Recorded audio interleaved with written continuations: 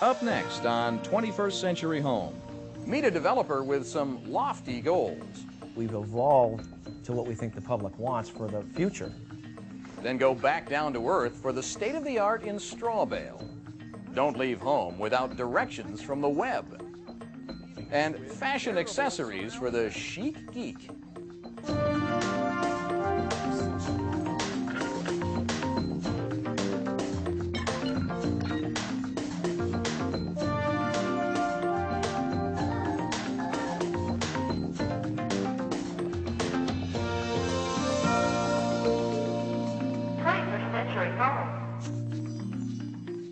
Hello, I'm Craig Miller. You know, for at least 30 years, urban planners have agonized over how to get people to move back to the city. There was even a back to the city movement in the 70s that kind of fizzled, leaving our broad-shouldered industrial cities as the hole in the so-called donut syndrome. But the new century may bring with it a major reversal of that trend, due in large part to an untapped vein of housing stock. And if that trend continues, well, you may find that the first people who crossed the threshold of your 21st century home were punching a time clock. As the industrial areas have aged, and factories are no longer necessary, and furniture factories, which this building was, are no longer necessary, they've moved out, they become great locational opportunities for people to move back closer to the theater, closer to the arts, closer to their jobs. And so when developer Rick Holliday is finished with this 1930s-era furniture warehouse in Emeryville, California, it'll once again be filled with furniture, as it becomes about 140 21st century homes, the biggest conversion in the country of lofts to be sold condo style. If you look at the history of lofts, they were primarily artisan spaces, big open floor plans, very inexpensive and very flexible and very funky. And those spaces are what the movies glamorized. And as we've worked and evolved, we found that our buyers really want a more conventional loft, and that we've evolved with the artisans in the movies' image of a loft to what we think the public wants for the future, which is a flexible space that has the comforts of a home, but the flexibility of a loft. Wow, one of the first things you notice, Rick, when you come in here is the size of this door. It's 8 feet. That would be where the ceiling would be in my house. Yeah, conventional housing is 8 feet. Wow. Which is really one of the principal differences between a house and a loft. In a house, you don't get these either. No. Rick's signature loft, as he calls it, is a 1,000 square foot refinement of the whole loft concept, creating a split-level home within a home with a new level of amenities and privacy. Well, now we're standing in the bedroom, and you would never know it from if you were standing down there.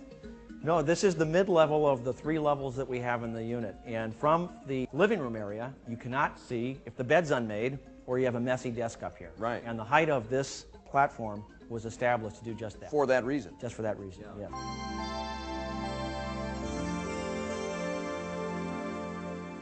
Now, right above the bedroom, Rick, is what you call the shelf, which is where we're sitting right now. It's the 3rd level you've created and really is the true utility space of the loft. This space actually is above the bathroom. In our earlier lofts, people would say, when they were in the bathroom looking up, these ceilings are very high, and actually they didn't like it and felt it was somewhat cavernous. Yeah. So we shaved them off and made them 7.5-foot bathrooms more conventionally, and then took this space and was able to make great use out of it. By capping the bathroom, in other words, you basically were able to capture almost another story here. I'm 5'6", I can't quite stand up in here, but I could certainly sit comfortably if I had a desk. Yes. Unlike the 20th century loft, which was pretty much a big empty shell, the 21st century version comes with built-in, custom-made furnishings intended to maximize space. It seems, Rick, like just about everything about this space is two-faced, in a sense. Yeah, it has 2 purposes. The other side of this kitchen cabinet is bookshelves to the bedroom. Here it's kitchen cabinets oriented to the kitchen. And every face has a function. Every face has a function, and the function, the dividing line for the space is in effect a piece of furniture. Right. Just as here. You have, in effect, the kitchen island oriented here for preparing food. And then over here is where the living room starts and entertainment begins. The entertainment center with the television and the video recorder and so on. And then again over here you have the dining room with the banquette and this narrow table sort of being defined by this edge here, or sort of the midpoint of the furnishings. All the terrific built-ins we've been looking at here are more than just a designer option. The efficiency and flexibility that they offer are fundamental parts of the concept here, and they reflect a whole separate vision for the 21st century home. And this is where that vision is being shaped. The item studio, where Thomas Jameson is making all the custom furnishings for the lofts, and possibly for a new concept of living. When we design the models, we're making the assumption of how we think people will live in these units. Say the modular casework system, or the double-sided kitchen islands, or the kitchen upgrades. And we show them as a model, but we'll also offer them for people that want to roll them into their mortgage. Or for that matter, people with a modern, mobile lifestyle for whom it just makes sense to travel light. You know, looking around this place, Rick, you sort of get the impression that if you had a bed, you could move in here with almost no other furniture. Well, actually, all you would need is a mattress.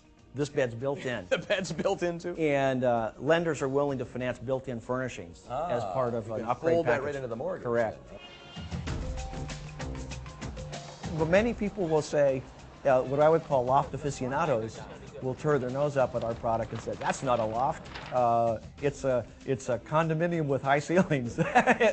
And I think that we're not trying to be a loft's loft or a typical condominium. We're trying to build a product that we think people want for the future.